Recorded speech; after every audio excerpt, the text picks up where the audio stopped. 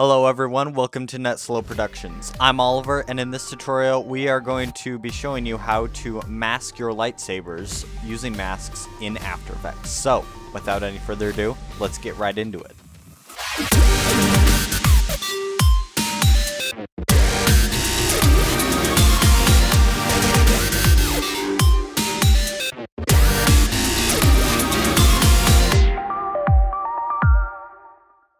Alright, so let's get started. In the previous video, we talked a little bit about Adobe Dynamic Link, and that's what we're going to be using today in this tutorial. So first, what we want to do is go over here and create a new composition. We can just call this Lightsaber. Let's call it Lightsaber Comp and make it the resolution of your video. I don't think it matters too much because when you drag in the footage, I believe normally it's the correct pixel size and everything. So now what we're going to do is find your Premiere Pro project file. It's just right here. I have some other stuff for this tutorial, but we're just going to drag this and drop it into the timeline. And you can see this import Premiere Pro sequence pops up. And we're just going to click on this. Normally this is the final timeline. If you had other timelines in here, that would probably be in here as well. There's some different sounds and stock media, which doesn't seem to have anything. But this is the final sequence. So we're just going to click that and hit OK. And you can see it's imported the footage into our timeline perfectly. And if we play it, you can see it has all the sounds and everything in it. So it's perfect. And of course, if we went into the actual Premiere project and changed anything, it would change in here. All right, with that out of the way, you're going to want to make a white solid, and this is what we're going to be using our masks on. So we're going to hit right click and create new solid. We'll just call this, let's call this blue lightsaber. Blue lightsaber. Make comp size, that's important, and then also the color needs to be pure white, so 6 Fs there. You can see it blots out the entire screen, so we're just going to disable the viewing on that, and then go to a frame where the lightsaber is clearly visible, doesn't have a lot of motion blur on it. Right there. And now we're going to take the pen tool, and we're going to make some points on the mask. So you can middle click to drag in After Effects and then use the scroll wheel to move around. We're going to make 6 points. You can do 8 points if you want. 4 points won't look very good because it'll look kind of boxy even if you throw a bunch of blur effects on there. So we're just going to do 6 or 8, I would recommend. 8 is a little bit more tedious to rotoscope just because you have more points, but 6 will work just fine. So we'll go down here. This is pretty long. And we'll just make a 6-point mask. Looks like this. And then finally connect it. And now before we do anything with the mask path or we start animating it, we're going to want to round out the edges of the mask here. So what we're going to do is go over to the pen tool, click and hold left click, and you'll see there's a bunch of options that pop up here. So still holding left click, you'll drag over to here and then hit Convert Vertex Tool. It's a bit of a tongue twister there. So we're going to come over to here and you see the little triangle. Then you'll click it and you'll see it basically bevels the mask point. So if we go over here to our selection tool again, you can see I can move it, and these little levers or knobs you can move around and you'll see it'll twist the mask, and if we pull it out more it'll bevel it more, I guess you could say, or make it more round. And we're actually going to do this to the bottom, I guess you could say, closest to the hilt part of the lightsaber, and also the top. You can also do this on the sides if you want. I just personally prefer not to do that because I kind of like making a tip at the end, so we'll undo that. So yeah, that's the basic process of making the mask, and we can switch back to the normal pen tool and then hit our selection tool, and this is pretty much ready almost to rotoscope. We just got to put it in the correct position. Like this, we can bevel the edges a little bit more, and this is pretty much the process for every frame. because rotoscoping is a very tedious process. Takes quite a long time in some cases. So I'm just gonna make that. That's looking pretty good. It's a little rough. When we add the effects later in the next part of this tutorial series, it'll blur it out a little bit. So we have a little room to make some errors. So before you go onto the next frame, what we're gonna do is come over here to mask and hit mask path and hit the little stopwatch there. You can see it says time vary stopwatch. Basically means that every frame you go, it'll animate another point of the mask. You can see it's made a little point there. So if we go to the next frame, I've switched this to F5 and F6 for frame backward and frame forward, just so that I'm not using the arrow keys, because if you use the arrow keys, sometimes it'll mess around with stuff. So we'll go to the next frame here, move this, line it up, and this is the basic process of rotoscoping your lightsaber. Just going frame by frame and lining up the mask. Looks okay, it's a little off. You can see we don't need too much rounding here because it's on the hilt of the lightsaber pretty much, and the hilt of the lightsaber is a little flat. We could even like curve it inward a little bit because that's what the lightsaber is. And you'll see follows the lightsaber there.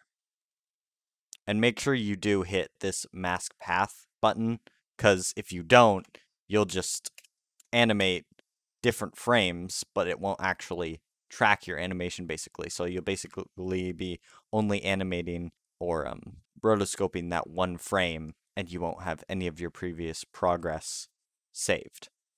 So let's go out and we'll just make a mask for this one as well. We'll also make this like a nice blue, just so we can really differentiate it from the other mask. So we'll create a new solid again, and we'll call this red lightsaber. This comp size, it's pretty much already comp size, and of course it's white. And then turn the view layer off for that and make another 6-point mask. Alternatively, you could just copy this mask and paste it onto here, and then turn off this. So get rid of the mask path, then grab this. You can double click on one point of the mask and it'll actually select the entire mask, and you can do stuff like rotate the whole thing and move the whole thing as a whole. But we're just going to move this over here and line it up as the red lightsaber. And again, I mentioned this in the previous tutorial video, but this piece of footage is from our LCC short film, our saber comp entry that we did, Statera. Link for that will be up in the top right hand corner and also down in the description if you want to check it out. Alright, and then we'll just make this red, just so that we know the color kind of blends with that, but that's okay. Alright, so to make this rotoscoping process a little bit easier, there is an option somewhere where you can have 2 windows of the same thing, or even 4 windows of the same image, but I cannot currently find that option here in the default settings of After Effects, so you might have to go kind of searching for that. I might have accidentally disabled it. I've done that a few times, I believe. So, alright, now let's just go over some tips and tricks for rotoscoping the lightsabers. So if we go over here to this lightsaber, and let's say you're moving stuff around, you have some stuff like selected, you go to the next frame, or something like this point. Sometimes, for some reason, it will bevel like this is when you go to the next frame and you drag on it. I can't seem to make it happen here. But sometimes when you do it, it will turn into a point like this where it'll have levers that you can bevel or, rotate the the entire thing. And if you don't want that, like I don't want, what you can just do is come over here to the vertex tool again, and then just click it again, and it'll undo the beveling or the rounding, as you can see there. So yeah, I'm just going to go through and do this entire thing pretty much, and then I'll come back to you when I am done. Alright, so the rotoscoping for the lightsabers is now complete, which took a long time. Normally one frame will take me around 20 seconds if I really need to do something on it. Normally just 15 seconds. I've gotten pretty fast at it. But yeah, as you can see, the rotoscoping is pretty much done. But as you can see, there's a few parts where the mask goes through the subject, and when you're adding coloring or something like that, like if we turn this on, you can see that it's supposed to be behind him, but it's on top of him instead. So what we can do in this circumstance is create another mask, and this mask is basically going to mask our other mask. Wow, it's a lot of masks. But we're going to animate this as well, and we're going to set this up to, moving the entire thing there. We're going to set this up to mask the part of the body that we don't want the lightsaber to be at. We can even feather this a little bit, maybe about 5 pixels. Just so that when we add the glow in a later tutorial, it won't cover the person's body. Just the aura of the glow will be behind the mask, not the actual lightsaber. So if we turn this back on, oh, yep, we have to set this to subtract, and then, as you can see, it masks it out. Maybe turn this down to like 3 or something. We don't want it too feathered, but yeah, looks a lot better. But as you can see, you need to move it out of the way the next frame, or the frame that it doesn't have the lightsaber, because it will accidentally mask it. You don't want this floating across your screen masking all your lightsabers. So, make sure to do that before and after for all the frames where it goes behind or in front of that person. And I'll just do this real quick and come back to you when I'm done.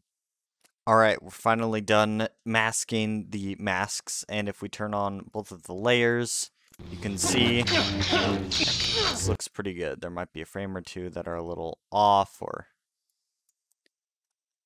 not exact. This is a little bit of a sloppy job here, but the glow will actually mostly cover this when we do it in the next tutorial. So let's just watch through this. Looks pretty good. Alright, and I believe that is it. So, we're done with rotoscoping. This is a pretty tedious process, but you can get really good at it to where you get pretty fast. And yeah, now the lightsabers are ready for the glow. So, we're going to address that in the next tutorial, and I'll see you then. I've been Oliver, this has been NetSlow Productions, and I'll see you in the next one.